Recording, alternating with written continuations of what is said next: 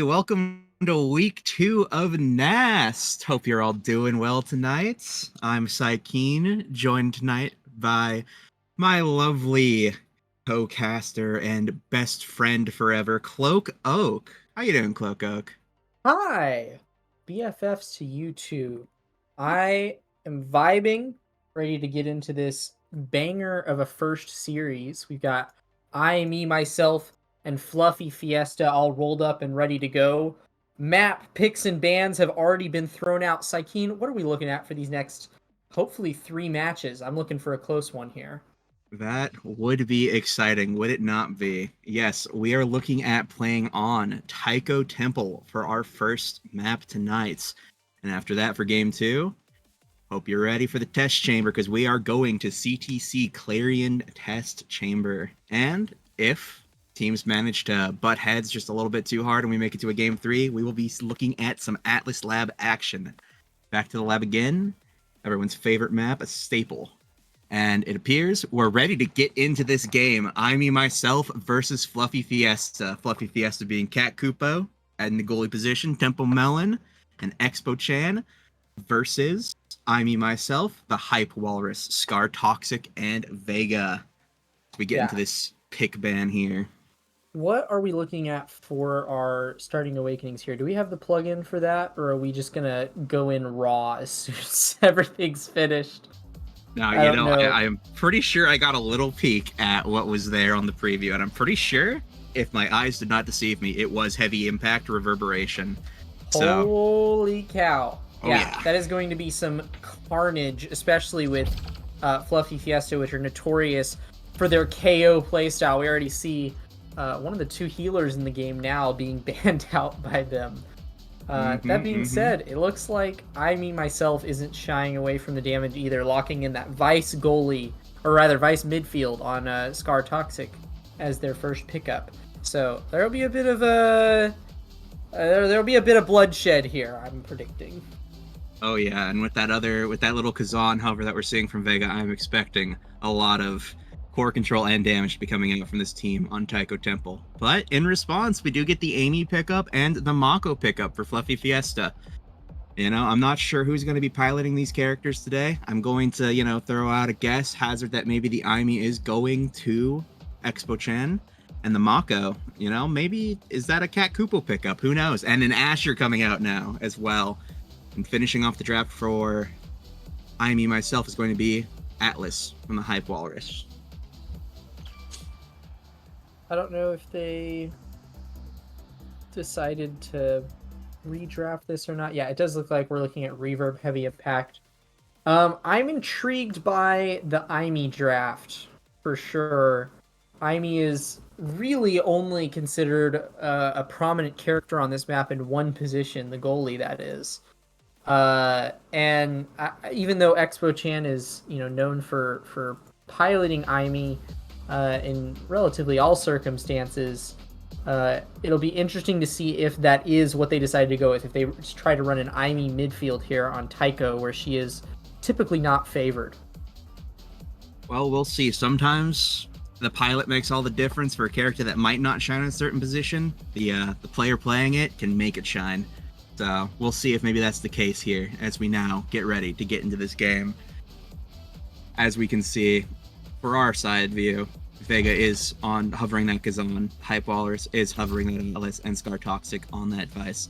So we'll see how this turns out for Fluffy Fiesta when we finally get into the game and can see their positional picks. Yeah, it looks like their standard run-of-the-mill plan is going through the rest of the matches tonight as well. They banned out Otten and Oni and stuck us on 3 of the most KO-heavy maps that we have to offer in this map pool. So, as we jump into match 1, let's see how much carnage is going to fly. We have Expo Chan locked in on that IME, and it looks like this draft is ready to rock and rumble. Oh yeah, excited to see Cat Kupo on this Mako as well. Excited to see what this team of I, Me, Myself can do against this more melee lockdown goalie as we get onto this kickoff. One barrier already going down for Fluffy Fiesta as Vega and Scar Toxic make a great play, but now the tempo is on the side of Fluffy Fiesta as they get one barrier down. But both barriers down now on the side of Fluffy Fiesta as Expo-chan gets an incredible kill up top on Vega. Now Hype Wallace and Scar Toxic are going to have to find a way through this power play on the side of Fluffy Fiesta. Expo-chan with a glitch pop trying to keep possession. Tempo Melon and Expo-chan trying to find the barrier. Tempo Melon with a great placed strike and Expo-chan with the finishing cyber swipes. The Amy secondary getting it into the goal. Point one goes to Fluffy Fiesta. Yeah, it's rare that you get to see that clean of synergy right off the bat on match one, right? Expo-chan and Tempo Melon were just locked into one another on that offense. But just as I say that, Scar Toxic and Vega getting an offense of their own built up here, taking down a swift barrier, but Tempo Melon finds a KO kill on the wall. And you can expect to see a lot more of that, I'm sure. Yeah, there's going to be a lot of power plays in this match. You can't escape them. Nope, and this time it was on the side of Vega and the Hype Brawlers who had to survive through this power play, and survive they did. Not a single barrier lost as now Kakupo using the flip, trying to build some momentum for their team, finding a barrier for a great clear. Now the secondary comes out and Vega is dead, looking to be staggered, and a great Mako primary into the drums going to take them out. But Expo-chan looking kind of unhealthy, but uses the flip, finds a barrier, and now will they find something on this power play? 2 seconds left until Vega has respawned, and Expo-chan with a well-placed strike is going to find it in that same position as point one. Yeah, I mean, the name of the game against Fluffy Fiesta is always, you've got to stay alive, right? You either have to match their KO potential or you have to survive through it. And even on set one, with this heavy impact start, they are proving that is exactly the conundrum they're placing I, me, myself in. So it's all a matter of scaling. Fluffy Fiesta looking here to close out the set as they are now on set point, and I, me, myself looking to bring it back. Vega grabbing nice barrier there, catching the out clear. But it's going to take a lot more than that to bring this set back. Yeah, as we see, Tempo Melon almost getting an opportunity, but the Hype Waller is going to stun Tempo out from doing anything with a well-placed core flip. And now one barrier does go down, but they are finding a second barrier.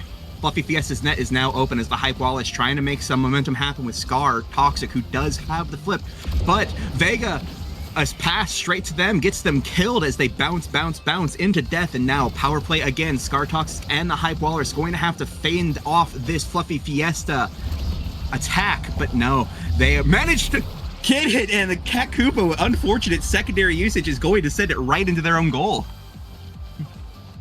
Yeah, sometimes that Mako secondary can whip back on you real fast, and I mean, Vice packs quite a punch. I'm curious if that primary would have done the same amount of knockback there if we hadn't had that 10 power recently pumped into her kit. I say recent, we've been playing on this patch for ages now. Uh-oh, a little bit of lag there. A little bit, yeah. They're back though. Scar Toxic's back, we're all good. Flips are coming online here for Expo-chan and Tempo Melon, bringing up an energy advantage as they look to once again close out this set. Tempo Melon will use hers right here.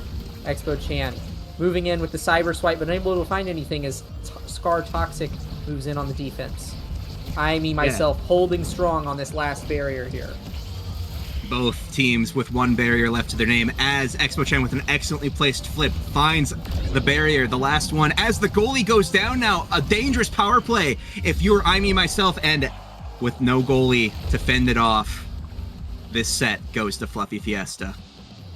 And what an XP distribution. I mean, I was criticizing this IME draft from Expo-chan, even though that is their main, but we do see them taking the only level 5 in the lobby and claiming first pick on this draft. And that is Quick Strikes on the board. Despite the many KO potential awakenings on the board, that Quick Strikes is simply too good to pass up. That does mean that Rapid Fire will fall to Scar Toxic, though. Rapid Fire Heavy Impact is a dangerous combo on Vice.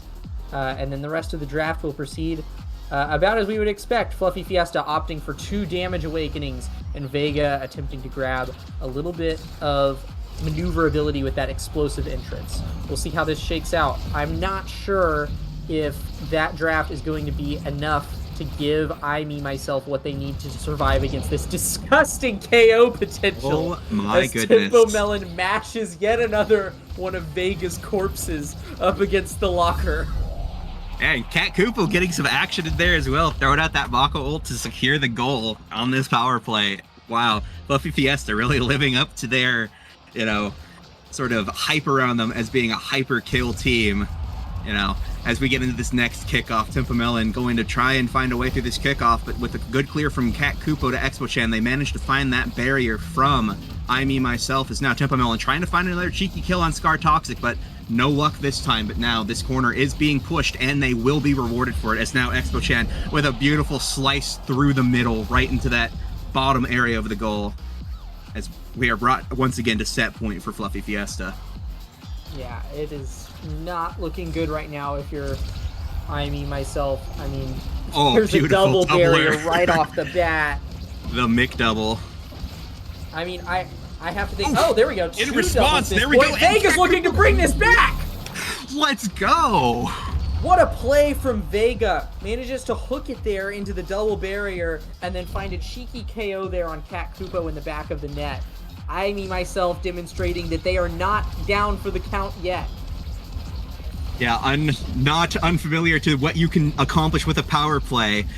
I, Me, Myself do manage to take that point, as now we get into this next one, but another kill onto Scar Toxic in that bottom wall there. Now the power play, will Tempo Melon and Expo Chan be able to find something in this power play? Expo Chan trying to find something with that Cyber Swipes, but Vega and the Hype Wallers managed to hold on for Scar Toxic. Beautifully placed ultimate from the Hype Wallers to keep Vega in the game on that power play, but now Scar is back and they are looking for blood with a Vice ult, trying to make it clear, as Vega trying to punish Cat Kupo, trying to keep them out of this play, as now Scar Toxic and the Hype Wallers trying to find something. Vega going to try and 1v1 Cat Kupo with Tempo Melon behind, going to try and find something for their efforts, as now Expo Chan going to win a 2v1 for the barrier there. Uses flip, tries to make it happen, but nothing for them there, as now the play is progressing, trying to find something. Vega, Scar Toxic trying to make something happen with this barrier, but Expo Chan is just a menace in this corner. Just to the machine that is Expo Chan finds another goal, taking this set for Fluffy Fiesta. Yeah, I know that we've been gassing up Expo Chan a lot this game, but like, you really do have to compliment their astounding presence in the midfield this game. I mean, they're winning interactions left and right, and then they're able to frequently get up and help Tempo Melon on the offense. I mean, Expo Chan really is the one directing this game right now. Scar Toxic has been kind of forced into that double goalie position for a lot of this game. Would you see Orb Dancer fall all the way to final pick? Guys, they don't know the lore. They don't know the lore. What is the lore? Cloak, what is the lore?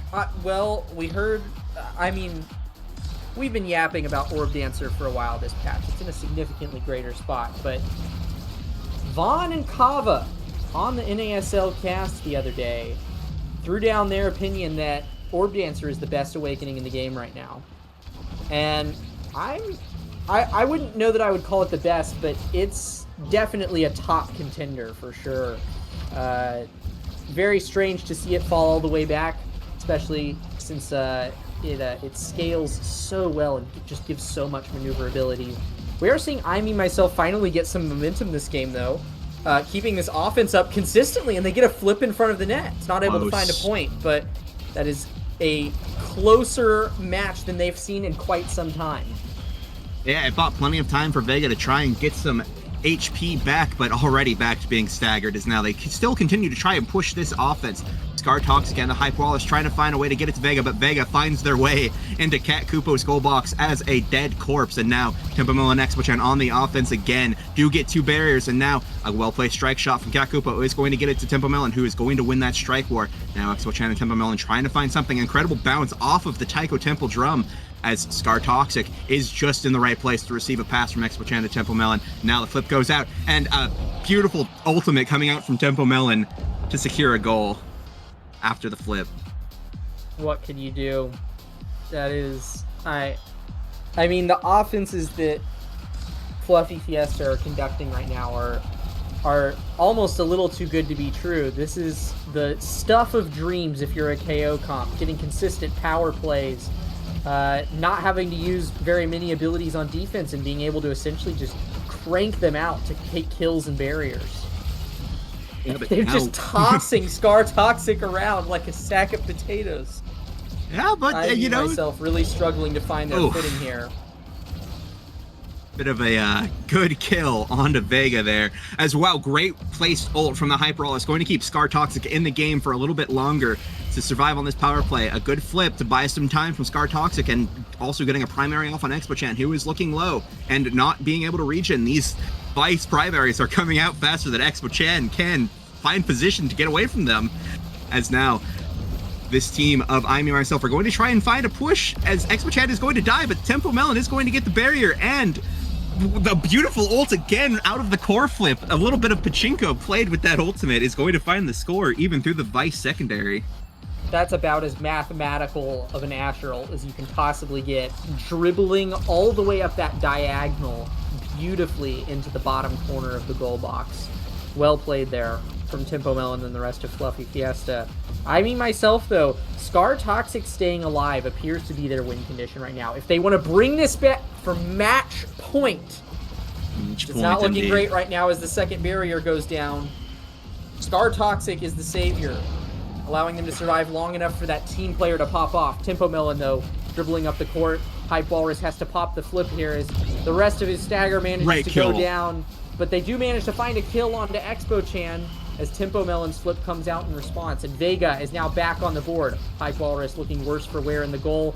As I Me Myself back on the offense now, looking to make something happen and bring this back. They find the barrier, but Hype Walrus is on a timer in the back of the goal box.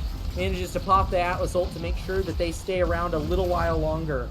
And I Me Myself cracks open both goals, but oh my goodness, these Asher ults. Oh, well man. placed. And that's game. In favor of Fluffy Fiesta, an incredible showing from all of their members, and I would be shocked if Expo-chan was not the MVP. Look at that. Incredibly played. That Aimee, beautiful pilot. Well done from Fluffy Fiesta. Like you said, it wasn't even Expo-chan that had the most redirects in the lobby. It was Tempo Melon. Both Expo-chan and Tempo Melon, despite, playing a very KO-heavy comp that game, definitely ruled the field in terms of core control. I have to think that a lot of what we just witnessed was because of the map that they just played on.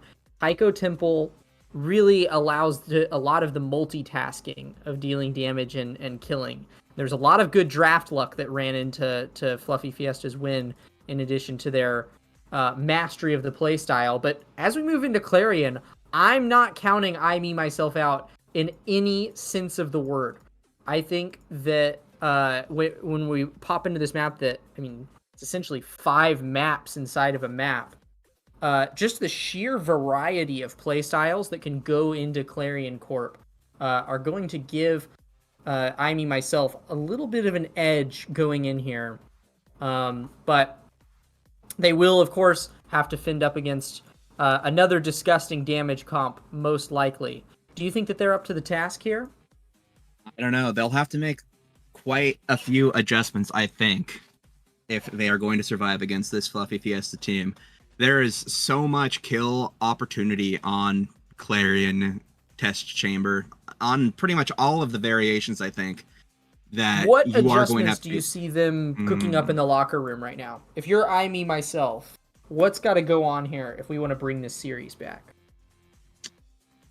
That's a tough question. I wouldn't know where to start. My first instinct is get Expo-chan off that Aimee by either banning it out or picking it yourself. That is the only advice that I could potentially give. I wouldn't know how to come back from such a deficit other than potentially changing up the entire game plan. Go for something more heavily core control focused. Don't play that, that Vice. Play something that can, lock down a little bit harder with your goalie. Something maybe pulling out a now if you're allowed. Pulling out. I couldn't even begin to tell you. I would not know how to go against. I agree. No, fluffy I think fiesta. that banning the IME is the right play right now. I think if you're in the IME myself locker room, Expo Chan, there's a reason that Expo Chan pulled out with MVP from that match. They're definitely the most threatening player currently, and sort of the conductor of the midfield for Fluffy Fiesta. So maybe knocking him down a peg, taking him off the comfort IME pick could be big news. Yeah, this is the only advice that I would be able to give, but I don't know if you're seeing what I'm seeing, Cloco, as we're That is getting a into this next stinger game. start. Oh, yeah, it is. Now, this is going to be a hard mountain to climb if you are trying to go for anti-damage. If you're trying to stem that bleeding. Yeah, We'll see what they the answer other with. option that they do have is to fire right back with some damage of their own. I could see a world where that's happening. Fight fire with fire. We'll see if they can make it happen here. We're seeing Finny hovered by Expo Chan, Vice goalie hovered by Cat Kupo, and I'm not sure if this is the plan here, but we have Tempo Melon on Juno. Are we about to see some ZZZ lore? Some ZZZ inspired gaming here with the Tempo Melon Juno brawler? That would be incredible. That's just disgusting. Yeah, I've always hated stepping on blobos, and now blobos that are infected with a little bumblebee is going to make me take away HP. Sounds awful, but yes, Expo Chan is going to be locking in that Finny. As expected, the IME was banned away from them, and it seems Tempo Melon has switched off to the rune now, as we're getting Era Kazan coming out from the side of IME myself, bringing back out that Kazan, and appears maybe that adjustment that they were looking for is going to be Era, something to just give some speed, give some debuffs and buffs to your own team, as Cat Kupo pulls out that Vice. Tempo Melon seems really unsure what to lock in here, but finally settles on the Mako forward. We're giving the Mako. All right. One of the less conventional brawler picks that we've recently seen come into a little bit more relevance, starting to see it crop up in NASL from time to time, as well as just generally played more often. Definitely not the typical picks that we would expect to see here, but I'm excited to see how it shakes out. I am wondering now, as we reset for drafts, if that is Expo Chan on the Finny, or if we're about to see a rearrangement of the picks, and if that was just some drafting stuff there. What was the final pick there for I Me Myself? It was Luna. It was a Luna pick. Luna. Okay. So yeah, they seem to be going relatively damage heavy as well. Oh dear. 3 Fitties. Wouldn't that be a treat to watch? Here comes the hat trick. Holy cow. Triple take. Yeah, that Odyssey, Mr. John Odyssey, if you're listening, this isn't a thing in game right now, and it should never be. Okay, I know we have no mirrors in the game right now. Don't have any clones either. 3 Finnies is the last thing that I want to face up against. Especially if you're being piloted by Fluffy Fiesta. It does appear that they're going with the original drafts that they decided to lock in, though. And we are now jumping into Game 2 on Clarion. It's 50-50 split for Stinger and Extra Special. Tempo Melon opting for Extra Special, as well as Luna and Era on Hype Walrus and Scar Toxic, respectively. Exciting stuff as we jump into Match 2. And we're going to get onto this Clarion Corp transformation with the big bubble in the middle. Tempo Melon going to find that first barrier. Second barrier as well taken down, as Cat Kupo and Expo Chan now going to try to get it back to Tempo Melon to try and secure this goal as Vice gets into the action. Finny with the triple take, trying to find some core control, but not going to find it, as Cat Kupo now getting it back to Expo Chan, and Tempo Melon, already level 2, throws down the lockdown onto the Hype Walrus, fighting this first points. 29 second point. Yeah, I have to imagine that the lose condition is Tempo Melon getting up into the face of Hype Walrus. I mean, Luna doesn't have a ton of tools as is to deal with anything. She gets KO'd, or actually, no, never mind. That's Scar Toxic getting KO'd. Hype Walrus still alive and kicking for now, at least. As Expo Chan sends the Finny ult backwards. A little bit of a Finny moment there. Is now they're trying to push the offense again. Vega very low with no evade bar to speak of, trying to get a little bit of it back, but does get a barrier for their troubles. As now trying to find this 1v1 on Cat Kupo, but Cat Kupo is able to fend off the offense. Is now Expo Chan and Tempo Melon trying to push for an attack, trying to get that score, but no such luck. As now it's back on the side again of I Me Myself. Tempo Melon getting into the face of the Hyper and finds a great little corner shot to take it to point 2 in set 1.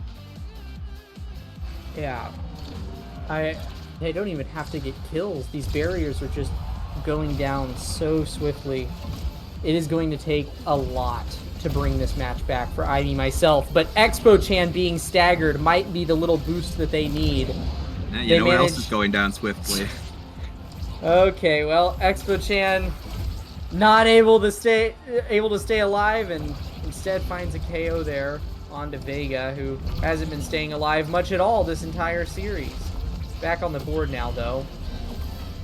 An unfortunately placed Luna ulti is going to find that first barrier, and a second barrier going down from the well-placed Vice ulti, and now a Finny ultimate going to try and find something to score with as Tempo Melon takes out the goalie. Luna is down, and we are done with set 1. 3-0 in the favor of Fluffy Fiesta. This Mako pick putting in work. That's some ruthless efficiency right there. And, I mean, when you're playing a KO comp like this, the best thing that you can see, a draft filled to the brim with damage awakenings, and you won the set, so your team gets first pick. I mean, this is some grim stuff right there. We do have extra special and specialized training on the Hype Walrus's Luna now, but we do also have heavy impact on Cat Kupo's Vice, which is nothing to be trifled with. And the Era only able to scrounge up Siege Machine. Certainly not the most valuable pick that you could find on the character. That is a tough draft to come out on the other side of, as I Me Myself. But they do find a swift barrier here at the start of set 2. But with an even swifter barrier taken in return now, as Vega trying to push this offense on their lonesome, but Scar Toxic now getting involved, but Expo Chan able to pluck the core away from them. Cat Kupo trying to find this offense. Hype Walrus getting involved now, does get the barrier for their troubles. Scar Toxic now going to try to get it out with the help of the Hype Walrus, keeping away from Tempo Melon, who does have that flip. A little bit of a Maelstrom coming in, trying to keep Expo Chan out of the play, as Vega now trying to push. Scar Toxic with a well-placed primary, and then Vega, well-placed closed strike on the Kazan, finds their first point of this game. This might be their turnabout. Yeah, we finally got to see some of the forward midfield synergy right there that Vega and Scar Toxic have been unable to show off because they've just been dead this whole time. If they can stay alive, they've just demonstrated that they can cook here. Being said, that is a large Finny right there. It is definitely going to be putting in some damage. And a very dead Vega taken out once again. Oh dear. Oh my goodness. What can you do? What can you do? I would say nothing as they get scored on that power play. A beautiful video usage from Expo Chan. What is going to be a response from this team as we get back onto this big bubble map? Getting dangerously low, forced to use the evade, and some great rockets coming out, probably too late in their evade cycle to dodge that nuke as they get taken off the field. But Vega's also looking very unhealthy as Tempo Melon has gotten all of their HP back on this power play, though. The Hype Walrus manages to fly in and find a goal. Now, will they be able to score the final point and get to this next point? And yes, I'm not sure what sent it backwards, but we are looking at a potential comeback. That was just a Scar Toxic Strike War win, threading the needle around Cat Kupo and Expo Chan. That brings them to their very first set point in this series. I, me, myself, looking to bring it back with their first set win, possibly. They are all out of energy right now, though. And so it is looking dire. Yeah, they paid for blood with that point to try and make this last a little bit longer, but now the Hype Walrus is taken out, and I'm pretty sure the same fate is very quickly going to be awaiting the rest of their teammates. But Scar Toxic and Vega going to find one barrier, trying to even up the score, but now this ultimate, but some great bounces keeping them in this game, as now the Hype Walrus has returned, but some very hard to predict bounce patterns lands it into their goal, as now the bounces giveth and the bounces taketh. Indeed. Oh, poor Vega sitting at level 3. Almost 2 levels between the... Or, actually, yes, 2 levels. 2 levels, yeah. Below the entirety of Fluffy Fiesta. Simple Melon looking to find another KO as both forwards of I, Me, Myself are staggered once again. It's nothing new at this point. These guys can't seem to catch a break. There is just so much damage that gets put out by these comps that Fluffy Fiesta loves to play. Yeah, what it's now can you do? Kakupo uses the flip, trying to create some pressure, gets a kill for their troubles. On to Scar Toxic, as now Vegas going to try and find this barrier, but a great pinpoint clear from Kakupo is going to get it out, as Temple Melon goes for a nice little core flip bounce with Expo Chan getting the barrier off of those bounces, but now another power play. But you can't fight the Maelstrom, as Scar Toxic manages to take both barrier and goal as we get their first set win of the series. That's about as beautiful as it gets for era gameplay. I mean, Cat Kupo caught off guard there by the Maelstrom, just carried it beautifully into the barrier before allowing them to claim that final point there. They'll be rewarded with prime time here. It's a pretty good pickup on Era, but is not going to do much in the way of letting them survive. And that Reptile Remedy will be denied away from Vega, who was no doubt hovering that in the hopes that he would be able to survive just a little bit. Instead, a lot more damage falls to Fluffy Fiesta. A little bit more core control falls to I, Me, Myself. It is going to be a 2 steps forward, 1 step back towards victory if they have any hope of taking another set in this series. Yeah, as damage comes out from both sides, good clear from Cat Kupo to keep it away from the incoming Hype Walrus, as Scar Toxic is dangerously low. No evade, staggered. Pimpamelon trying to find that kill, does find it with the Mako secondary, as now the Hype Walrus and Vega in a position that they are not unfamiliar with in this series. A power play against them as Cat Kupo gets involved with that secondary. Hype Walrus put into the jail cell from Tempo Melon, as now they are trying to find something, but Scar Toxic back on the field. Tempo Melon trying to find a cheeky strike in, as Expo Chan is now going to find a strike war against Scar Toxic, finding the first point of this third set. I mean, it's just a vicious cycle. It seems like the first round of abilities that Fluffy Fiesta throws out just wastes all of the evasion. All of the evasion of I, Me, Myself. They grab the barriers, I, Me, Myself gets to regenerate, and then by the time they finish the point, I, Me, Myself is back to no... What on earth, Scar Toxic? Maybe getting a little too complacent. Yapping. All you need is a Scar Toxic to dribble all over them. That's all that you really need to win. All you really need is love, but Scar Toxic is here, and that's a close second. Well, will the power of love be able to outperform the power of violence, as Vega is taken out of this game for the next 11 seconds now? Power play again. Expo Chan finding a barrier up top, trying to find this next barrier. Tempo Melon in position to try and make something happen, does find it. Cat Kupo comes in, kills the Hype Walrus with a nice ultimate. Now Tempo Melon puts Scar Toxic in the jail cell, but Vega well respawned now, going to be able to help with this defense, this power play 2v3, as Scar Toxic now with the flip does manage to get it out, uses the flip, bouncing, trying to find something, as the Hype Walrus is now back on the field. Now Cat Kupo going to pass it up to Expo Chan. Tempo Melon puts the goalie in jail, gets the goal. as we're now at set point. Yeah, I mean, Ivy myself they're hanging on. Every time that I think that there's no shot that they have of bringing anything back, though, we've seen them somehow be able to scrounge something back, and they get another double barrier. What on earth? Can they find the gold here?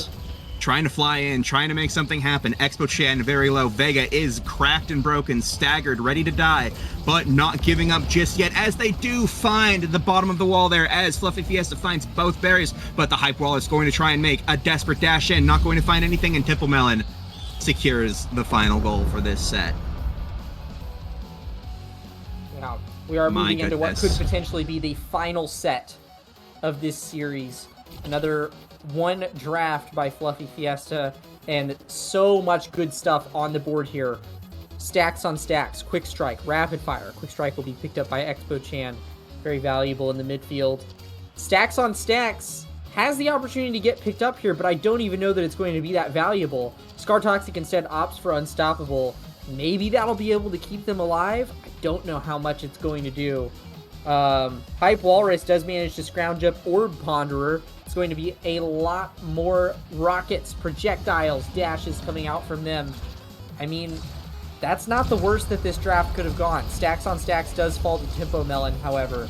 Going to give her a lot more maneuverability and be able to get up in the face of Hype Walrus a lot more and cause myself more problems. It's going to be difficult for them, but not impossible. Yeah, if I had to say, I think Scar Toxic might just be the lifeblood now of this team of myself. They seem to be getting a lot of the barriers, great maelstroms, great defense, trying their best as Vega is cracked, does get that next barrier, but Temple Melon, the well-placed strike secondary, manages to get it through the Hype Walrus. As now they take the first point in this potentially final set for myself. Yeah, it is a cloudy day in the lands of myself. Some small little rays of sunshine coming through that gray canopy, but I mean, it's just being locked out by every not over yet. KO. Every single KO, a little ray of light burns out.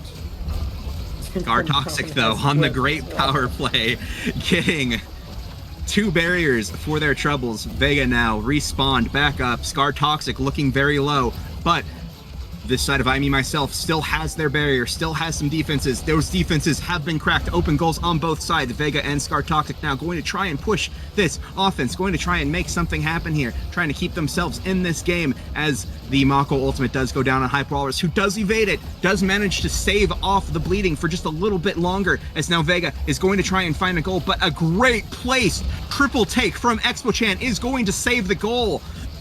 As now, Tempo Melon back on the offense, trying to find something against the Hype Walrus, as now, Hype Walrus is going to fly in, unfortunately not finding anything for their troubles, but now, Vega and Scar Toxic going to be pushing that offense once again, but now, oh, unfortunate, but Tempo Melon with a little bit of a flashy ultimate, I guess, to secure the goal there, gets us to potentially game point and series point. Yeah, between the drafts, the gameplay, there's so much that has gone right here for Fluffy Fiesta. I'm having a hard way see them scrounge it out, but they do manage to find a KO onto Expo Chan right there. Scar Toxic walks up with Core Flip. They are not out of this game yet. They are backed up against the wall, and they are ready to show Fluffy Fiesta they're not done yet. Scar Toxic playing out of their minds tonight. I've never seen more clutch back to the wall gameplay. I mean, that's about as tight as it can get. The core does manage to float past them, but I mean, Tempo Melon and Cat Kupo looking worse for wear in the stagger department. Certainly not going to be able to apply nearly as much pressure as they'd like to, but Tempo Melon's flip does come out here, not able to find anything. As they KO the goalie once more. Hype Walrus gone in the back of the net, but it's all or nothing here. Scar Toxic and Vega trying desperately to find something, but Fluffy Fiesta will close out the set, the game, and the series. Well A played. swift end to those A little matches. bit of violence and brutality to take the win against I Me Myself. A little bit. A little bit. Just a little bit. Coming off of this 14 KO game. That's almost a KO per minute. That's incredible.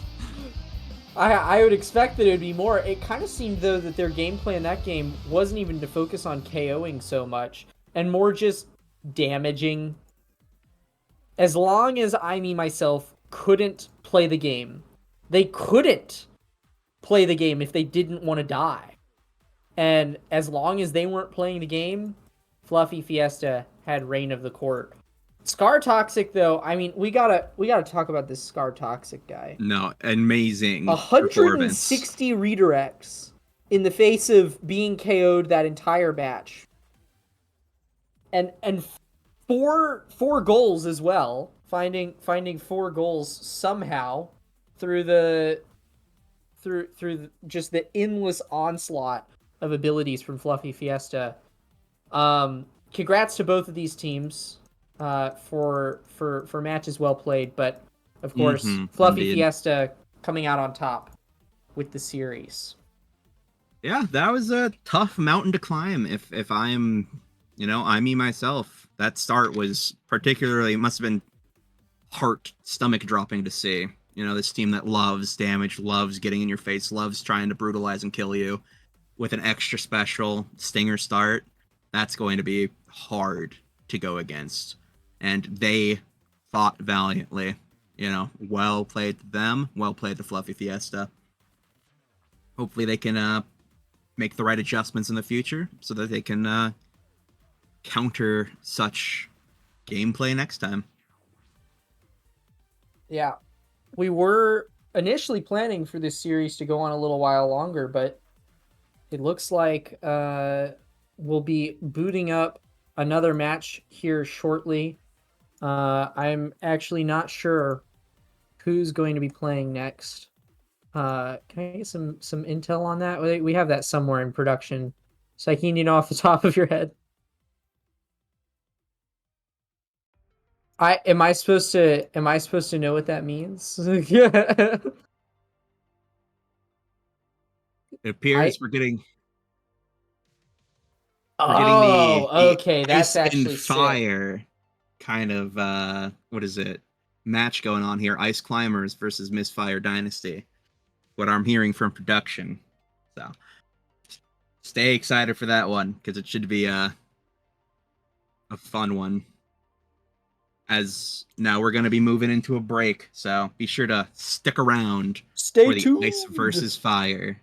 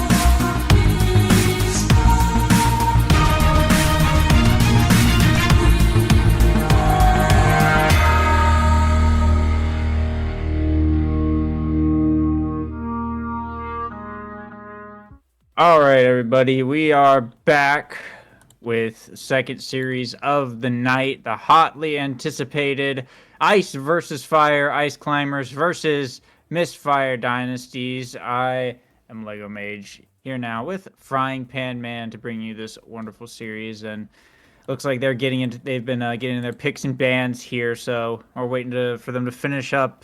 How are you doing, Frying Pan Man? How's it going tonight?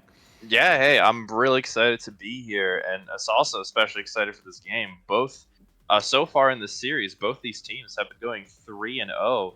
So one of them going to be keeping that undefeated record, while the other is going to gain their first loss, battling it out for that fourth round match. And all in all, yeah, I'm just excited to watch some more Omega Strikers together.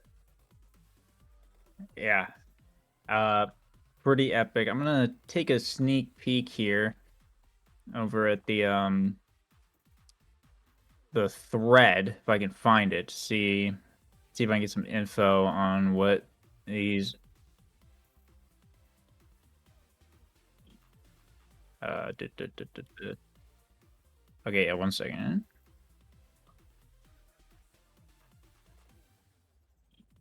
There we go. Okay. Looks like Otten City and Demon Dice have been banned out, so on the map bans, but oh yeah, looks like that was Misfire Dynasty's ban there, not going to Demon Days. So looks like a Night Market is in fact the first pick by Ice Climbers for game 1. So we're gonna be going to Night Market for game. Yeah, I mean, we've talked about it before. It's a conventionally high pick rate map for a reason, so I'm definitely not surprised to see it coming up here in Nest. Yeah, the other two maps of the big three are still left on the board, along with Clarion and Tycho. But it looks like Misfire Dynasties have just selected Oni Village for game 2. So this very well could just be a gauntlet of the big three. Should Atlab be the last pick, but Night Market into Oni, nothing too chilling about that. Pretty standard stuff, I'd say, so far. Hmm. Although to be fair, it has been a while to play on some Oni since it's been out of the map pool, so I am excited to see some matches there. Yeah, that's true. I think between these two teams as well, can make for a pretty tight contest on that map where you don't get too many interactions with the core per time you receive it, so mistakes can be hotly punished, but also it's gonna a lot of teams are gonna be kind of on their A game on that map. And with its nature of just having long rounds as well, if both teams are pretty evenly matched, you can obviously have a really close game. Hmm.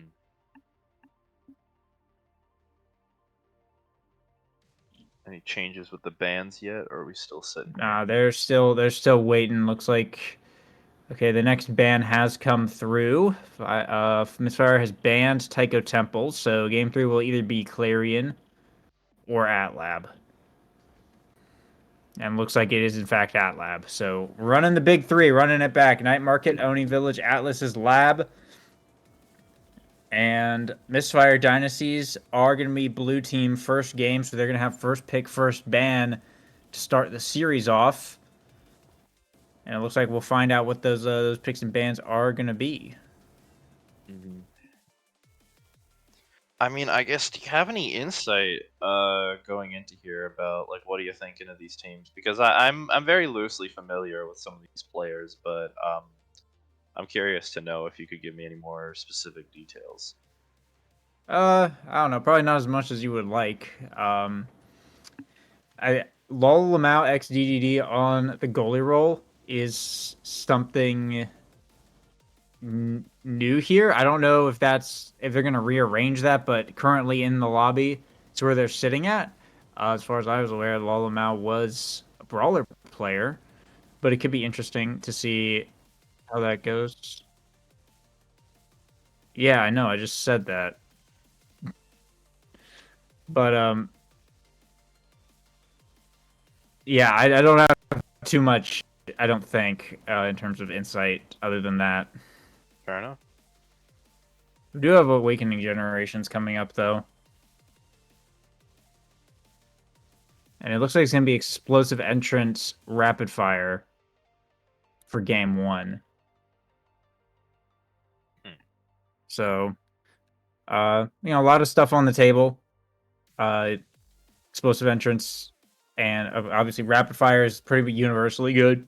Explosive Entrance can empower a lot of characters to a pretty high degree on Night Market, where just about anything goes. I wouldn't be surprised if we see the classic Aramako X make some kind of showing. The first ban actually coming out, though, from Ice Climbers is Finny. So that's gone, I guess. An interesting ban. It does take that away, I guess, from the other team. I do I'm a bit understand tired that today. though. Finney has been a pretty strong goalie in the higher level because, in general, as a character, she has quite a difficult time of actually getting to play her. But when you work around Finney's kit, Finney just has so much going for her, especially in the goalie role where you can play both the projectile goalie game that some other goalies play, but also really assist in the damage with Finney's secondary. So. I think in the past I wouldn't have thought about Finney as much, but especially more lately, I understand the Finney ban. Yeah, and I think I want to. I don't know if it's Asianator or Yin Kirby. I think it's Asianator that plays Finney. If I recall, and that's why that ban is coming out. From the side of Ice Climbers. So I think that's more of a targeted ban rather than a map awakening ban, because Rapid Fire Era and Rapid Fire X are still on the board here. Which, seeing as Misfire Dynasties is red team, I think I may have misspoke earlier when I said that they were blue. They're red team 1. So they basically are going to have the option to lock in the double forward. So if Ice Climbers doesn't first pick snipe the era or something, they might get it. But it's coming in now. First pick now for the side of Ice Climbers. So just letting the era X potentially fall over. And yeah, that's exactly what happens. Misfire Dynasty's locking in era X here. But now is a pretty good counter to Era in the midfield. I also forgot to mention Zentaro was Misfire Dynasty's ban because the explosive. Oh yeah, I was curious about that. That does make sense. Explosive entrance for sure. So, yeah, it's looking pretty straightforward so far in terms of picks and bans. I don't think you could ask for a more textbook draft so far. Except Kazan and Rasmus coming out for the side of Ice Climbers, running the full Clarion combo, actually. I lied. It just got really spicy. Likely Rasmus goalie and Kazan forward here, I would imagine, which is pretty epic. It could be Kazan or now goalie, but we'll just have to see. I would probably expect now midfield here because, like you mentioned, now is a good counter against having an era forward. So would work out probably better if that was the case, but we'll have to see what the team's thinking. Yeah. Looks like Winter Freezer is in fact hopping on the goalie role here, so no crazy roster change actually happening there. Winter Freezer being the goalie player on Ice Climbers.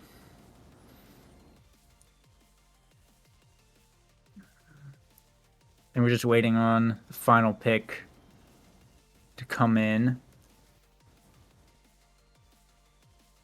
from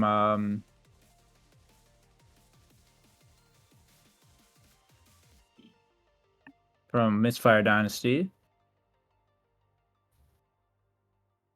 So he's going to be on their goalie spot. I wouldn't be surprised if it's a Mako pickup, but we'll see. That would make sense, yeah. That's what I mean, would they already do. got the Era X. You might as well go full sail, right? Mhm. Oh, no, it's actually Atlas coming out.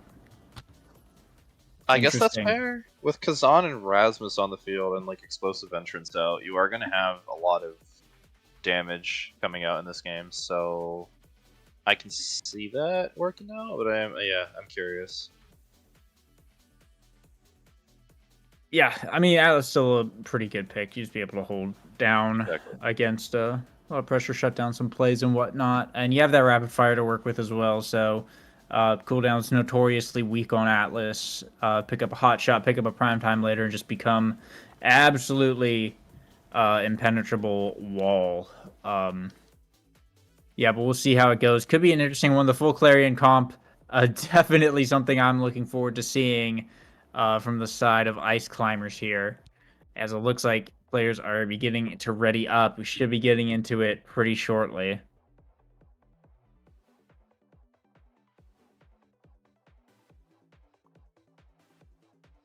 We're going into, you said Night Market is our first match here. Yeah, Makes sense. Okay. Night Market, Oni Village, Atlas Lab. Yeah, I mean, I guess primary CDR is really going to be the name of the game. Like you mentioned it earlier in the context of Atlas, Yeah. but rapid fire on the board in the first place. I'm not sure who would be taking explosive here. Honestly, I think it's probably just like rapid fire pickups all around. Would make sense. Like maybe Kazan, but like Rapid's probably just better. So I don't know. We'll find out in a minute. We are loading in, so we are finally getting into our first match of the series. We'll find out in a minute, but I'm expecting pretty much a full rapid fire start here.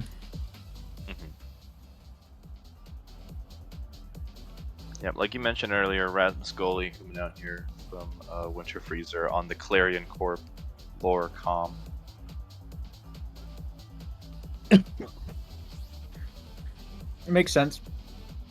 Rasmus Goalie's really good on this map. Anything with like the verticals, like the night market shaped barriers, Rasmus is just able to perform pretty well on it. Just dealing with like the vertical stuff, you get a lot of good hook angles, and you're able to. You don't have to deal with the corners as much. You can kind of single hit it out of the corner without having to like deal with like a lot of like corner pressure, like on something like AtLab or whatnot.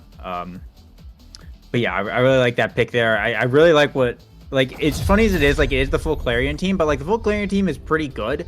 And here as well, where you're just, like, you know you're going to give up the Era X, I think it works really well because you have, now Kazan is kind of Era X, but, like, potentially better, but, like, harder to pilot, right? So I think if Ice Climbers pull it off, they have potential to counter scale and potential to, you know, essentially do kind of a similar thing to what Misfire Dynasty is doing, but obviously in a little bit of a roundabout way, right? So we'll see how they're able to play it out. They are able to bring down the first barrier, though, which is, you know, pretty decent sign here. But so far, a pretty solid battle over the midfield from both of these teams.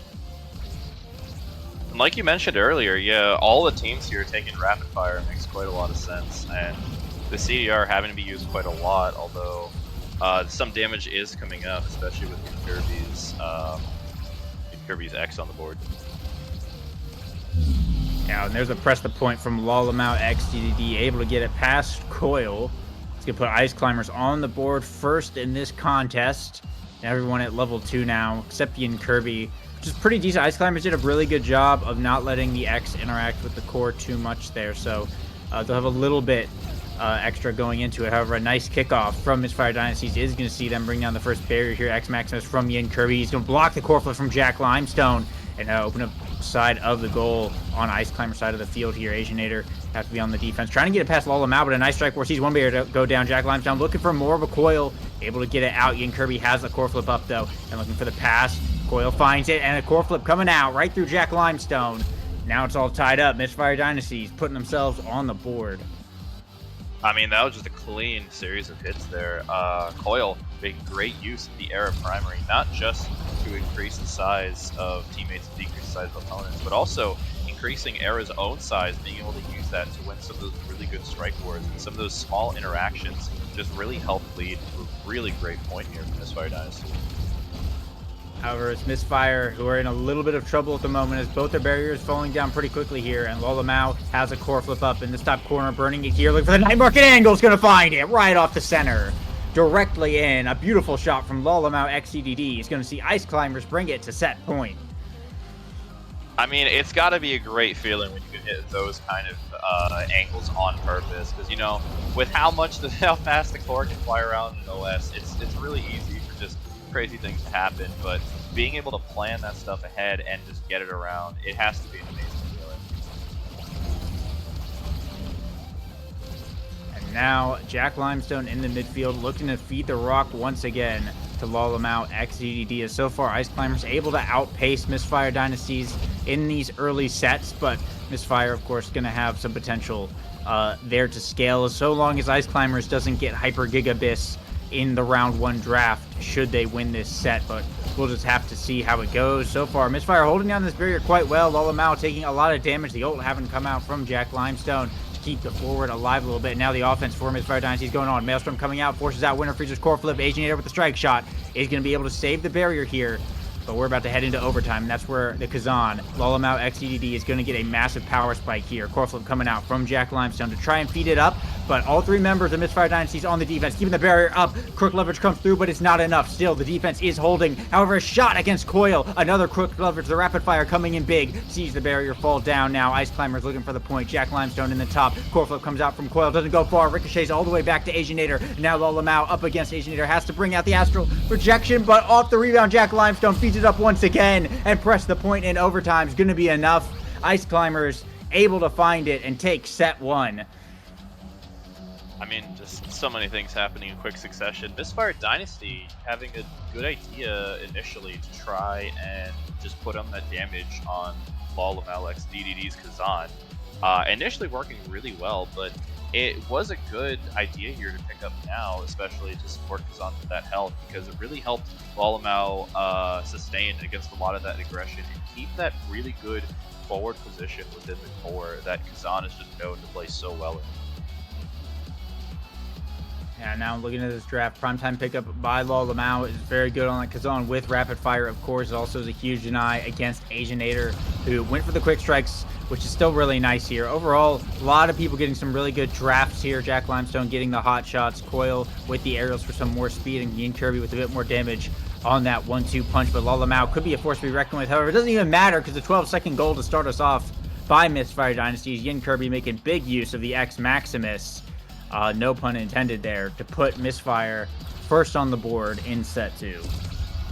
I mean, 1-2, not one of the picks you'd initially consider the strongest in this strong of a draft that we've had with these Awakenings, but Yin Kirby making really good use of it with that damage, just keeping the X in the positions where Ice Climbers do not want the X to be, and it's going to put a lot more pressure on Jack Limestone to live and Lolamau to try and keep the core here, although Jack Limestone is already feeling a lot of those effects. Going to have to watch out for forward.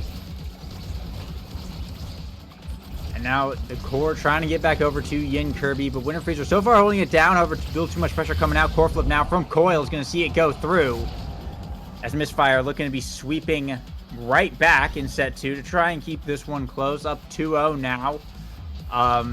They've been finding the pressure. They've been getting it away from Lolamau pretty consistently this set. That extra speed from Coil is definitely helping out a lot. And of course, Yin Kirby beating up Jack Limestone is really helping out in the midfield, as without the now to constantly outpace the Era, it becomes a lot easier for Misfire's Dynasty's comp to do what it does, and without like too much hindrance here. This being said, the offense coming out big, but a lot of damage right now onto Yin Kirby, getting staggered, almost getting taken off the map, and Winter Freezer has a spec training. However, it's a crook leverage from Lolamau into the finish.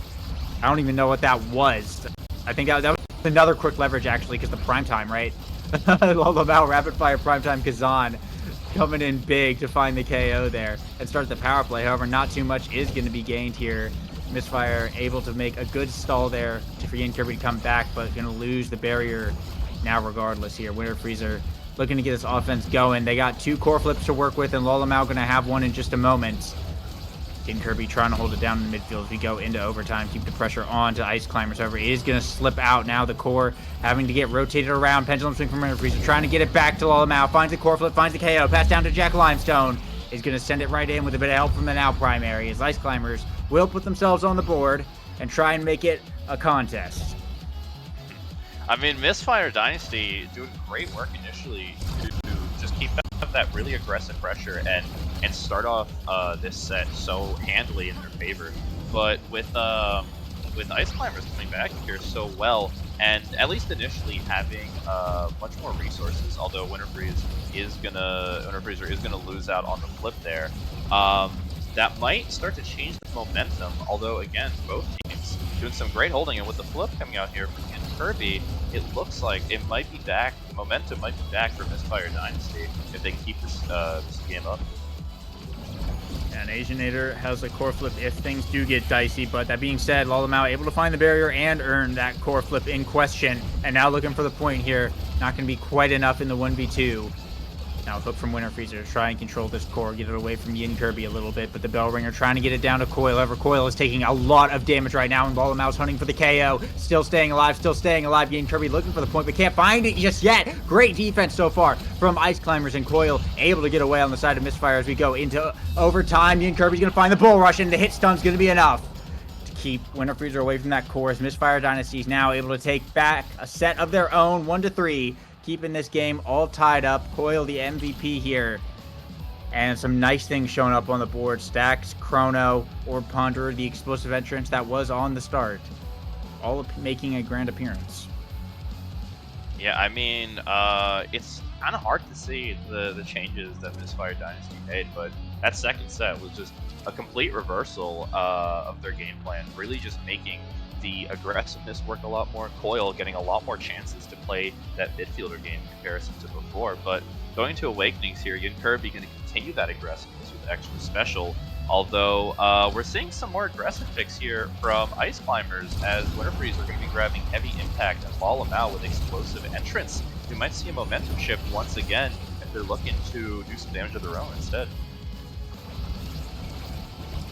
Yeah, some nice pickups all around. That Orb Ponderer on Asianator is really nice. Of course, the extra special on Yin Kirby is just going to mean even more X Maximus is coming out. And some great play there from Misfire Dynasty. You can see both barriers actually fall down relatively quickly, and the goal gets sunk right in off a shot from Coil there, right into the center. Really nice play shot there. But yeah, it's a really good draft for the side of Misfire Dynasty overall, even just getting stacks on stacks. Like, they have just about every universally good Awakening on their builds just across their team right now, except Catalyst. So they're looking really good. They've really started to scale now, and I think it's going to become increasingly more difficult for Ice Climbers to be able to do too much unless Jack Limestone is like able to pick up a Monumentalist or something, or maybe more size on like Winter Freezer. But even then, it's gonna be kind of tough, as the speed is just really coming online for Misfire Dynasties at this point. Great flip though from Winter Freezer, getting the core out there, and with Yin Kirby out of the game for a few seconds, it's gonna be on Asianator and Coil to try and keep that hold up. However, great hold, Winter Freezer, amazing. Rasmus up there gonna be coming in to save the core, but again, both teams just holding so well means that Yin Kirby gonna get a great chance to come back here.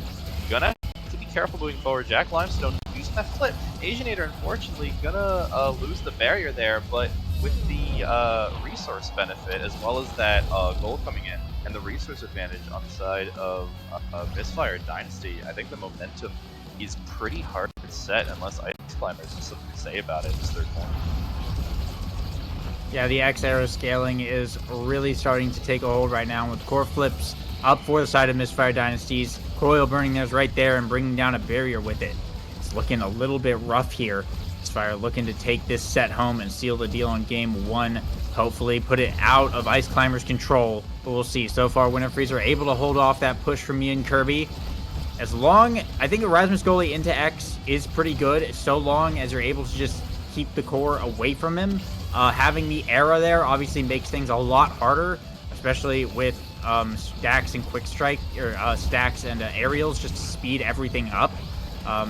It makes it a lot easier for the X to, get control of the core, even not even have to worry about it, and the Era can just reposition, cut off a lot of great clears. And it's going to rely a lot on Jack Limestone on the defense to kind of deal with that. But given in a vacuum, so long as Jack Limestone and Lolamau hold it down in the midfield, Yin Kirby shouldn't be able to do too much against Winter Freezer by himself. And a great core flip block as well by Winter Freezer to keep that barrier up is going to see Ice Climbers continue to drag this one out into overtime. Yeah, I was about to say the same thing. Coil is really necessary for this comp to work well, because if it was just Yin Kirby, Winter Freezer could just Rasmus primary and shut out just so many approaches. But Coil, with the stacks like you mentioned, the speed, really able to keep that offense up, and we can already see it here. Coil playing the 2v1 midfielder game, trying to find a way through, not to be able to do it even with the flip. Lolamau XPD gonna get a great Kazan hook though to steal the core and throw it in between, bringing Ice Climbers back at the 1-2 for this set. Yeah, now on set point, once again, Misfire Dynasty's Coil has a core flip up as well. Gonna burn it here. Lolamau with the Maddening Descent's gonna find the block, however, but Coil still able to feed it up to Yin Kirby. Both barriers are down. A shot from Yin Kirby, able to win the strike board, get it through Winter Freezer. Is gonna see Misfire Dynasty take their second set now, and it's looking a bit scary here. Coil the MVP. Ice Climbers, no Monumentalist showing up, so that deny is not going to be something they can rely on, but Catalyst is available. Orb Dancer also potentially available, and Might of Colossus is, of course, lingering there should it fall all the way down to the X. Catalyst is taken away here by Coil. Recovery drone pickup. Might of Colossus is still sitting on the board, though. This could just it actually is going to fall all the way down to 5th pick X, which is kind of crazy. But yeah, another really great draft here from Misfire Dynasty. They got Catalyst, Asianator, got Orb Dancer, who already had Max Orb Ponderer, and then Yin Kirby just got Might of the Colossus. So that may have just sealed the game for Misfire Dynasty. That was an absolutely incredible steal of a draft for them. Yeah, I mean, it's difficult to see the game really going any other way now. We already saw Coil already with the flip. I mean, Catalyst already doing quite a lot of work. Just so much advantage being granted them. Although, as I say that, Ice Climbers already getting both barriers down, while so far in this round, Misfire Dynasty not being able to get one. And additionally, with Coil off the board, losing out on the stacks there, you just have to be careful. Coil's going to be a much bigger target with stacks on the board, and just how much work Coil's been putting in on the midfield, how much Misfire Dynasty has been working off of those great era plays. Yeah, that is something to be wary of. You got two characters over on the side of Misfire Dynasty who are reliant on their stacks, and Lolamau has not a small amount of damage on this Kazan, but it's actually Winter Freezer who finds the KO here onto Yin Kirby with the Spec Training hook, and now another power play yet again begins. Great defense though so far from Misfire Dynasty. Coil holding it down in the midfield, trying to get this through. Lolamau dashing up, looking for the press the point. Asianator able to get it away as Yin Kirby back online here, but in another situation, core flip from Asianator is going to be able to save it out. And now it's Coil looking to get it back over to Yin Kirby, looking for the bull rush. Can't quite connect on it though, but Asianator able to send it back in with the Astral Projection. The barrier is going down, and now both sides are open in overtime. Jack Limestone trying to feed the core to Lolamau. Not able to quite find it. Now the offense back on the side of Misfire Dynasty. Coil setting up a NATO in the midfield. Looking for the push here. Core flip from Winter Freezer. Getting over to Lolamau. Can't find the shot though. Asianator able to cycle it back around. As the cycle continues, but Coil has a core flip now. Pass up to Yin Kirby off of it. And it's going to find it into the top side. Winter Freezer not quite quick enough on the whiplash. You can see Misfire Dynasty score once again and be first on the board in set 4. I mean, both teams here just have really nice builds for converting so quickly from defense to offense. Even if we're mainly talking about Coil here with the stacks, Jack Limestone is too far behind. The Chrono Boost with the secondary speed boost is going to mean that, again, speed is on the side of both teams here, especially because we're playing Night Market here, where the speed gate is available. But it looks like here, Misfire Dynasty going to be on the bit of a back end as Yin Kirby going to be taken out, and with both barriers up or down, I mean, the offense is continuing.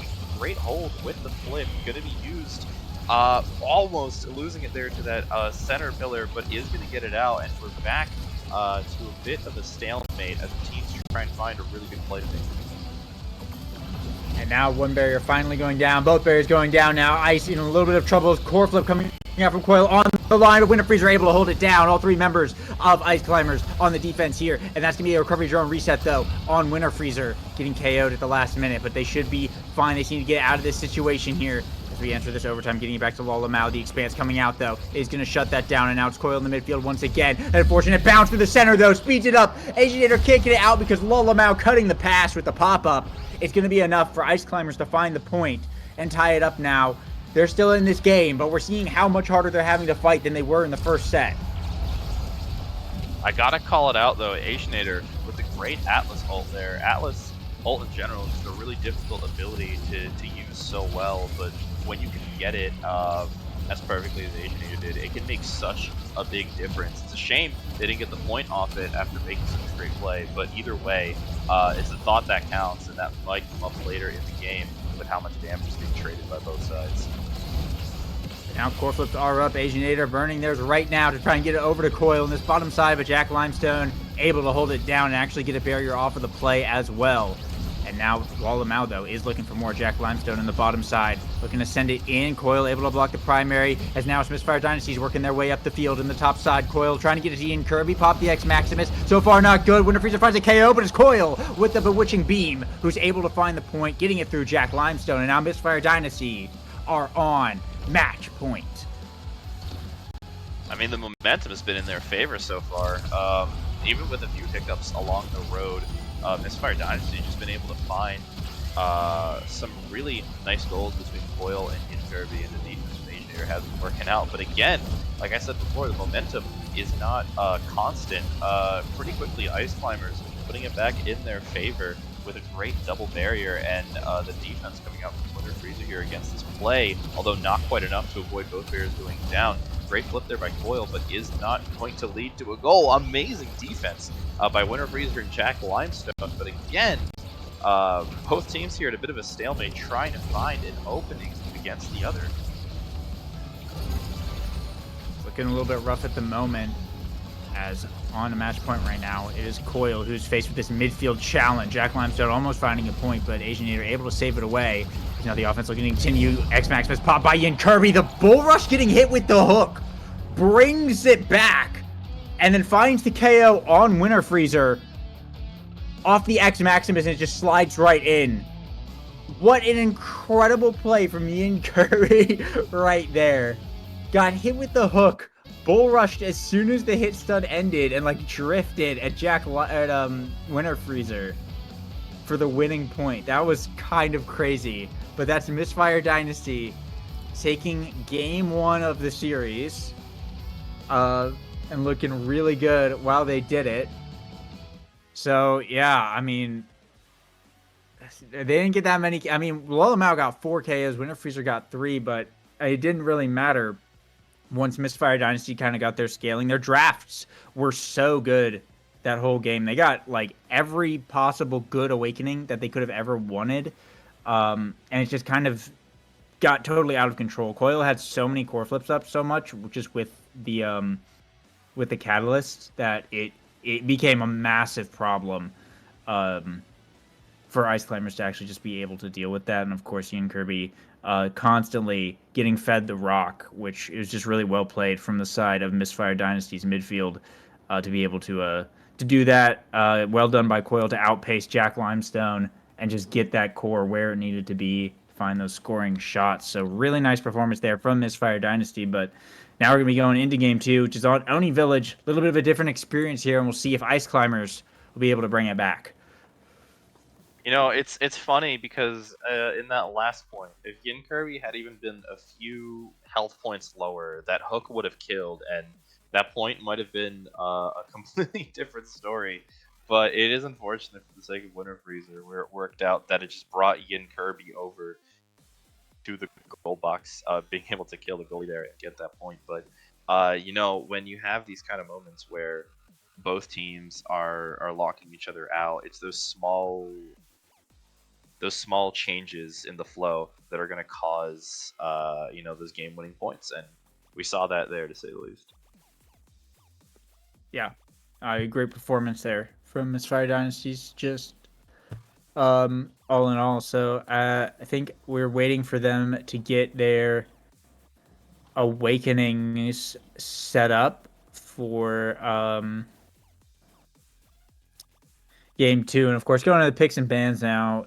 You got to consider, um, what Ice Climbers are potentially pondering here, right? Because last time they banned Finny, which I don't.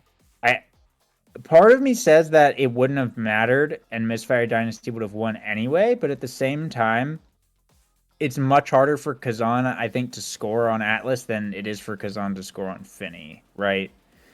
So I don't know. Misfire wasn't playing for too many KOs, at least. Maybe if they had the Finny, it would have been a little bit different, but I'm curious to see if that's even going to factor in, because I think giving up the X era on Night Market just with a rapid fire start in general was maybe a bit of a misplay from Ice Climbers. I understand what they're going for by first picking the Now to hopefully counter it, but I think Coil has proven to be a little bit too much of a menace, especially when they're able to get the awakenings that they want on the era, that it might just not matter. It might be a good idea to just ban the character out. But going into Oni Village, I'm curious if that's going to matter, if we could see like an Estelle ban or something, a notoriously good midfielder on this map.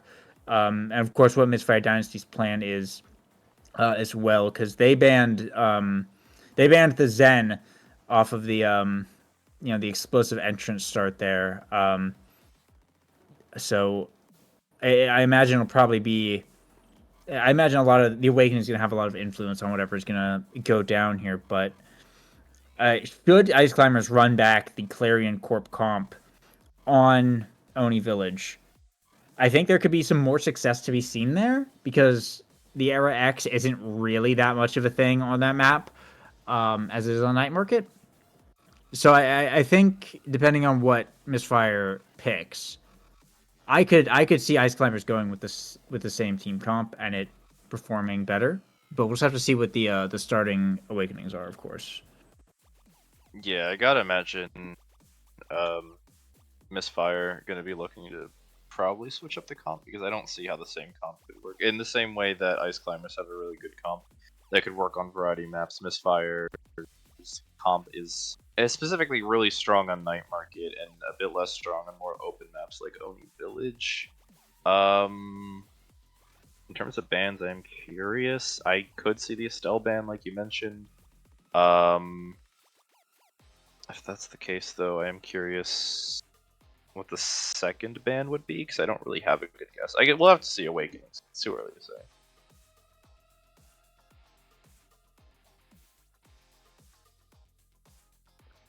Yeah, I mean, we can really only just speculate at the moment.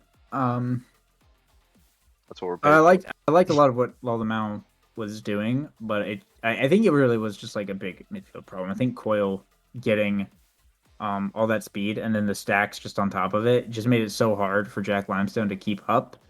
It made it very difficult just for Laldemau to even like get the core that much. And when he could, Asian Nader just pressed Expanse or like Astral Projection. I was able to like really shut down any big plays that were going on. So like while there was like good defense from the side of Ice Climbers, it just wasn't enough. Like the war of attrition was always going to go over to Misfire Dynasty. I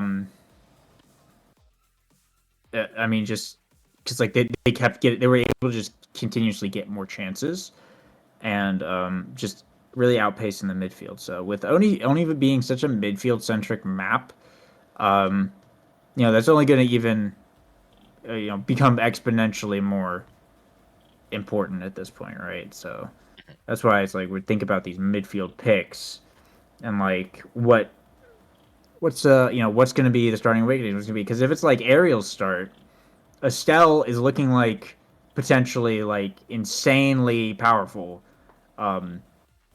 pickup, and that could easily be banned or picked away I think um I think Ice Climbers get priority to pick their. Yeah, Ice Climbers look like they picked blue team, so they'll have that first pick. But the picks or the Awakening coming in now, Stinger and Peak Performance. So Stagger Exodia on the board, but Stinger showing up. It's kind of interesting. Oni is not really that much of a damage map, but I guess if one of these teams chooses to run a kill comp, and depending on, it's really going to come down to like, the player's ability to pilot a team comp and to do all their targeting correctly and whatnot. It could be an option. I don't know if it'd be the option I would go for, but it could be an option with the Stinger around. However, the Peak is looking mighty tasty, but you do need to remember Stinger is percent stagger damage. So even if someone takes like Peak to try and survive, the Stinger doesn't really care, and it's still just gonna do 9% or whatever damage. Yeah, I mean, even with that, I kind of am gonna guess that most strikers here are gonna be going for peak just for how Likely. open the map is. Yeah, because like Yeah. the most you can make use of Stinger is either if you're running a really consistent projectile character that can just keep harassing them, or if you're planning on having a brawler forward, which you usually don't really do on Oni Village. So yeah, again, it's likely that we're gonna be mainly seeing speed here, and I mean speed is king for a reason. And bans coming in now. Ice Climbers banning away the Atlas from Asianator that we saw last game. They said that's a little bit too difficult to score on Oni Village. And likewise now, Misfire Dynasty banning the Dubu. So the Turtle goalies off the board here. I guess Asher still and Mako still potentially available if they do that. But here it is. Ice Climbers with the first pick as predicted. There's the Estelle. So already off to a really good start. It's that's pretty big, but Misfire Dynasty's Rasmus Octavia coming out. We're seeing the Octavia pick come out. It is not a Chronos start. It is a peak performance start. But I'm curious to see how this goes. Wait, hang on. Kazan and Asher are coming out for Ice Climbers, and Misfire Dynasty's finishing off with Finny. Rasmus Octavia Finny is Misfire Dynasty's team comp versus Estelle Kazan Asher. Huh. Those are the team comps. Well, I guess. Rasmus I mean, Octavia Finney is a comp is for sure. crazy. I think Kind of wild. that's. I am curious to see how that happens because on paper that sounds like it has absolutely no synergy. It seems like it's hard to synergize, and it also seems like you're really depending on certain awakenings coming in to make the most use of characters. I mean, like every character, because like all of them want something. Rasmus wants size, especially with how open this map is. Octavia obviously wants anything to make the buff or speed better, and then I guess Curious Finny would probably just want projectile range here for being able to apply pressure from far range. I'm curious to see what they're trying to do.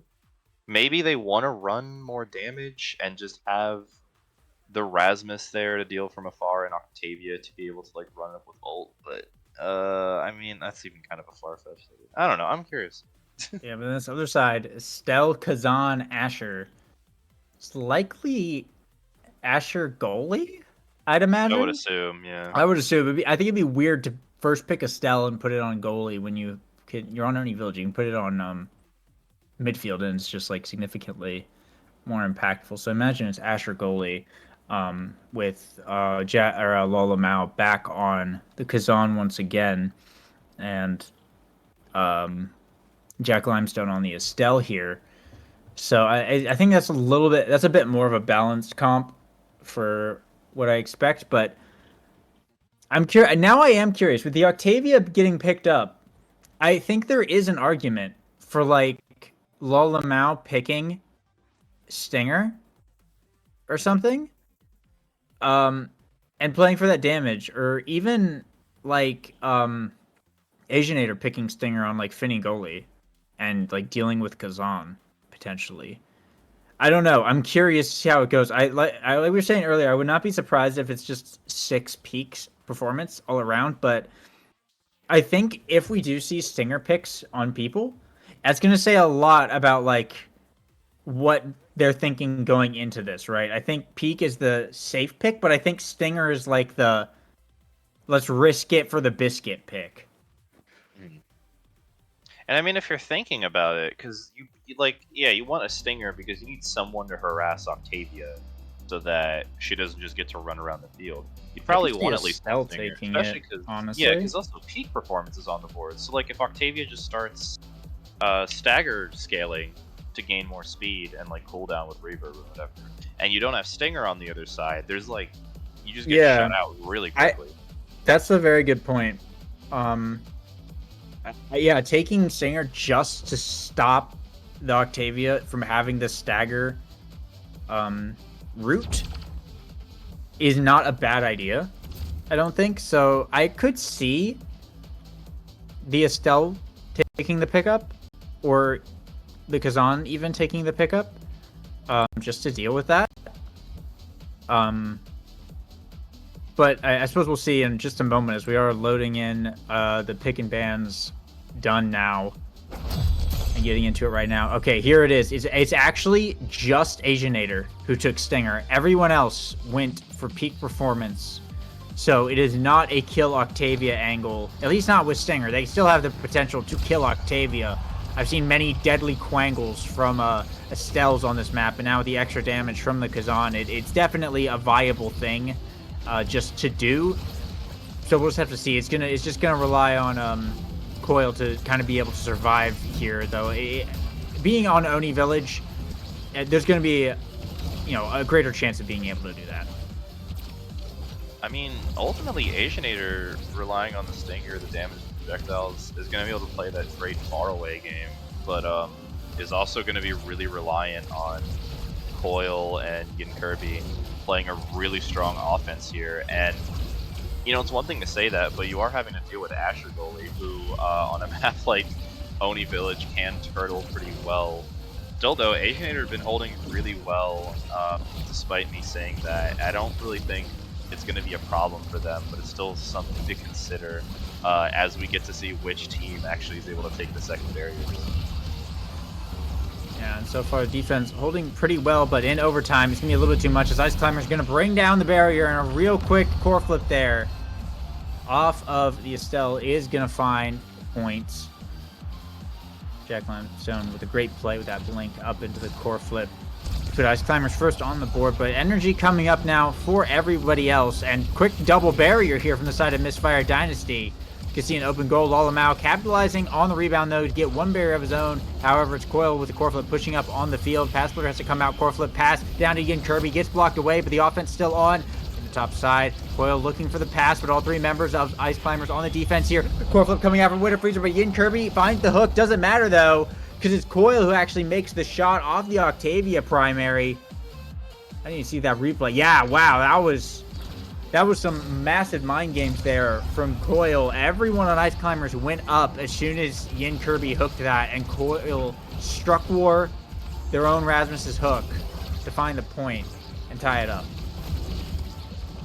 Probably the big thing here is, like, with the more balanced comp, and also especially having Estelle on this map, that means once Ice Climbers is able to start the offensive, they're going to have a bigger advantage initially, because Jack Limestone being able to apply the projectile pressure from so far away is just something that Misfire does have with Asianator's projectiles, but Asianator does have to be really wary of keeping those projectiles cooldowns available for actually defending. Still though, the damage seeming to work out. I hadn't seen it really yet, but Lalamau is staggered, although not for too long. Gonna spend the flip there to get it out, and we're back at a bit of a stalemate as Ice Climbers keeping the advantage with their one barrier. Core flip though from Lalamau is going to change that all up, as Ice Climbers now going to bring it to set point. Starting us off very similar fashion to their game one, where they took that first set 3-1, but of course Misfire able to bring it back. So, I mean, there's no saying how this game could go with, once again, the potential for big scaling on the side of Misfire Dynasties if Coil gets whatever they want on the Octavia.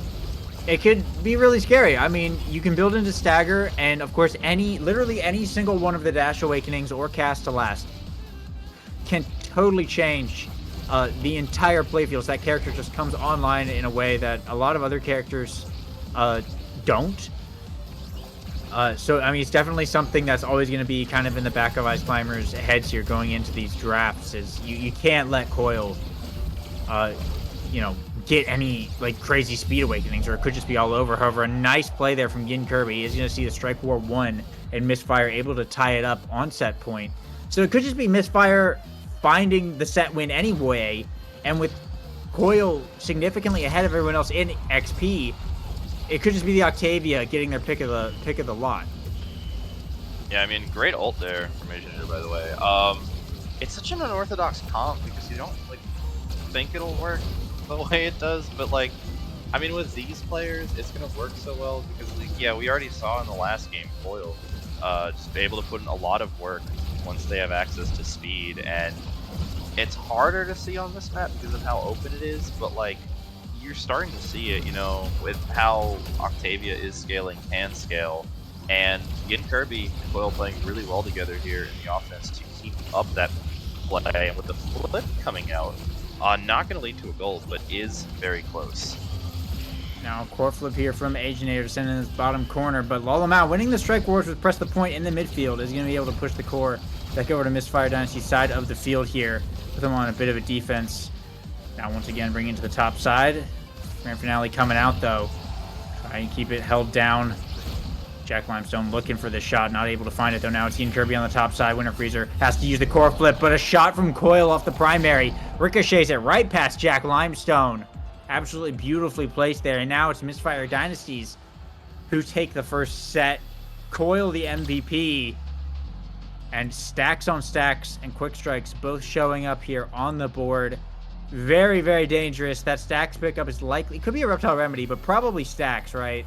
Yeah. Stacks is just way too good, and on Octavia and on this map, that is such a massive pickup for Misfire Dynasty. Yeah, I mean, in the last match, Misfire was kind of taking a bit of time to really get into the flow here, but it seems like they found their footing starting off here, and yeah, like we've been talking about, Coil getting some really good stacking here is really nice. Additionally, the damage was a bit less effective initially, but we did see some of it on Lolmount. Great ult again from Asianator with the Finny. But with Deadeye coming in here from Asianator, we might be seeing a lot more damage coming in, so watch those stagger bars.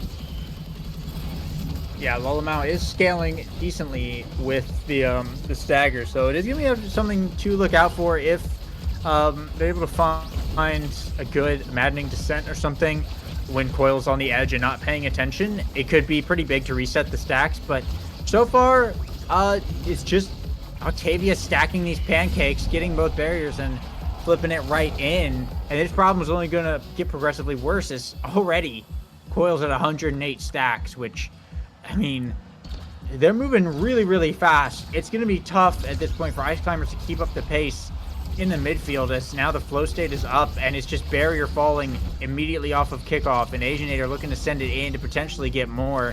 However, it is Ice Climbers are able to fire back with one of their own now. Yin Kirby looking for the pendulum swing.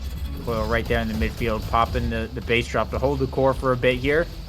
The offense from Ice Climbers is on. Yin Kirby with the dash touch. Finds the core, though, and brings it over to bring down the barrier. And now Coil pushing up, forces out Jack Limestone's core flip. Try and get around, but around the world now as they're sending it back in. Misfire looking for this offense. Yin Kirby can't quite grab it.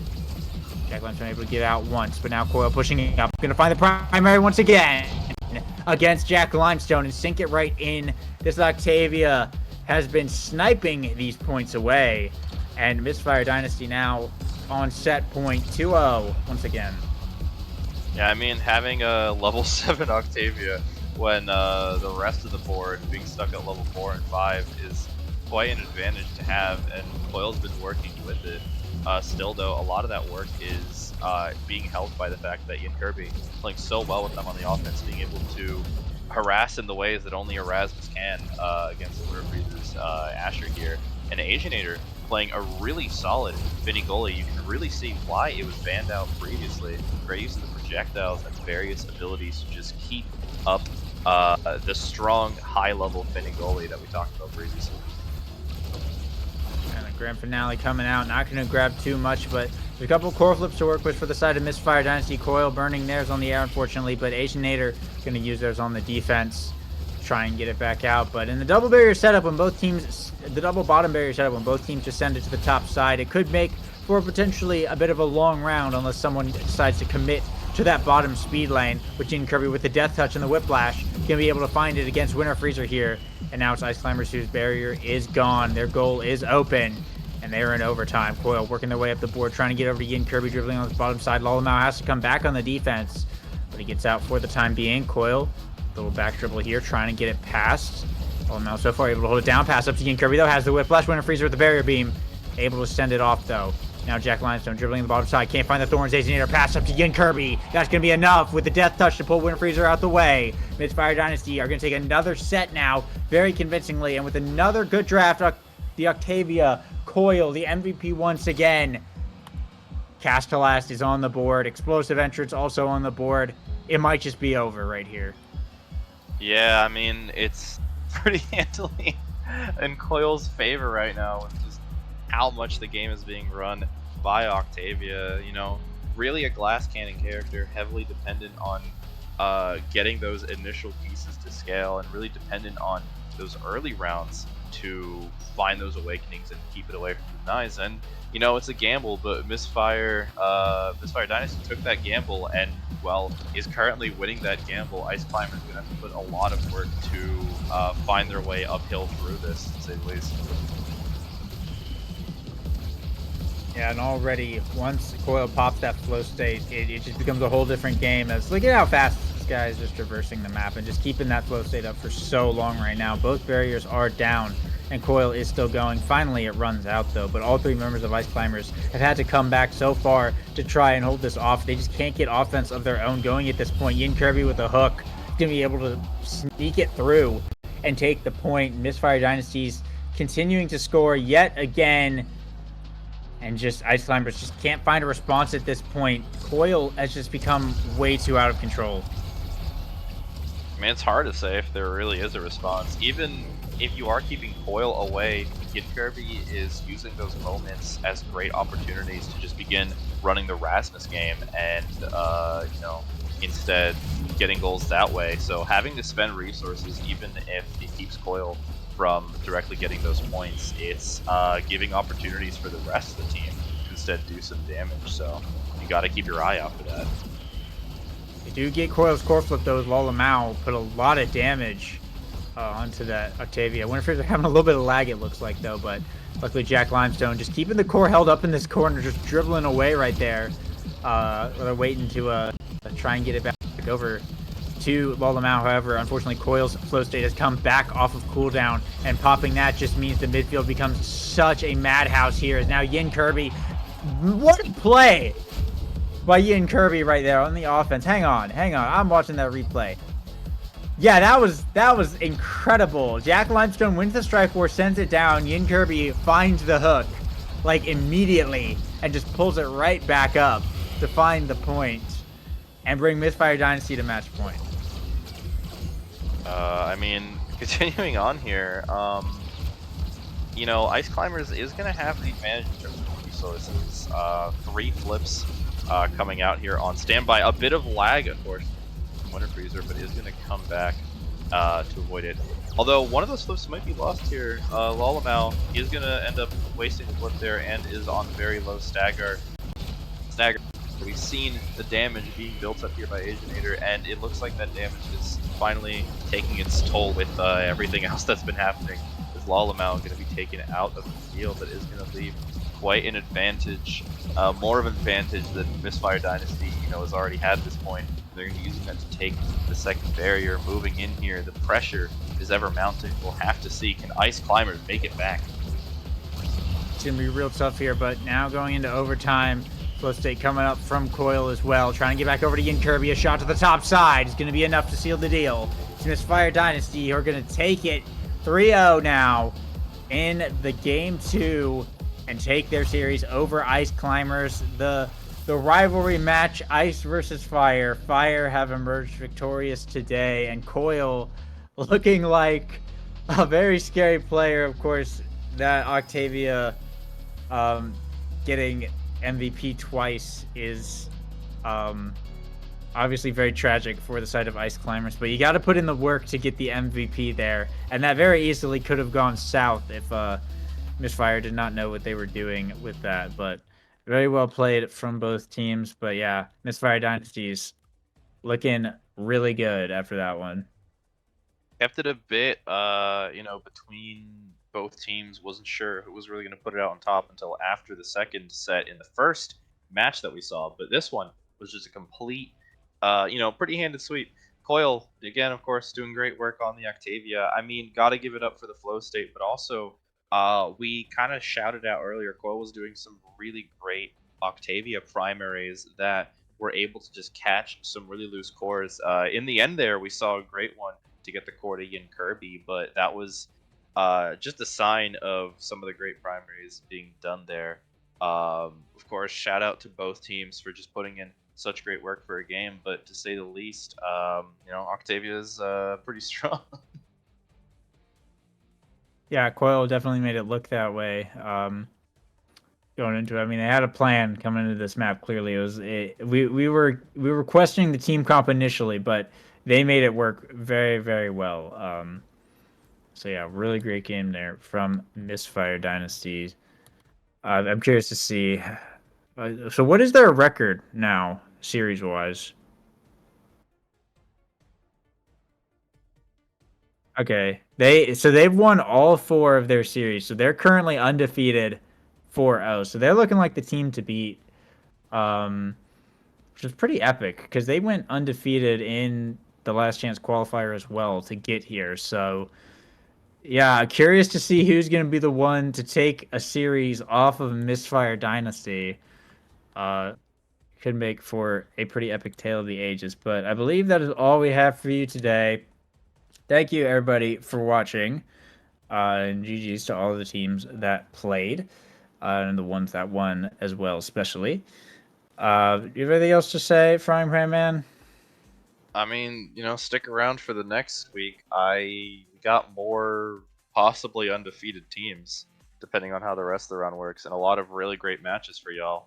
Happy we were able to tune in for this one, but there's more coming. So yeah, keep your eyes peeled. Yeah.